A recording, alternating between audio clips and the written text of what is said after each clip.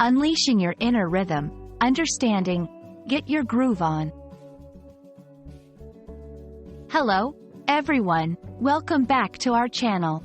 Today, we're diving into a fun and lively expression that's all about letting loose and enjoying yourself. We're talking about, get your groove on.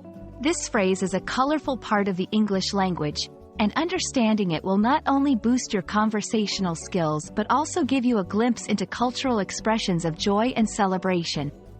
So, let's groove our way through its meaning, usage, and origins. Get your groove on is an idiomatic expression used to encourage someone to start dancing, enjoying music, or generally having a good time.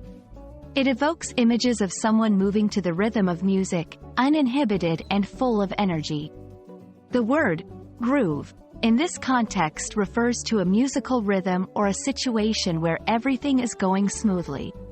So, when you hear someone say, get your groove on, they're essentially telling you to relax, let go of your inhibitions, and enjoy the moment, typically in a musical or dance context. The phrase, get your groove on, has its roots in the 1960s and 70s, a time known for significant musical innovation and the rise of dance cultures. Groove was a term popularized by musicians to describe a compelling rhythm or feel in the music that makes you want to move. Over time, it evolved into a colloquial expression used more broadly to describe enjoying oneself or getting into the rhythm of any activity, not just music.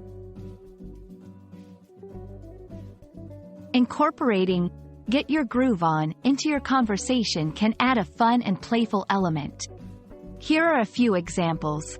At a party, the music's great tonight. Let's get our groove on. Encouraging a friend, you've been working hard all week. It's time to get your groove on and unwind. Personal enjoyment. I'm going to put on my favorite album and get my groove on at home. Remember, the phrase is informal and best used in casual settings or among friends.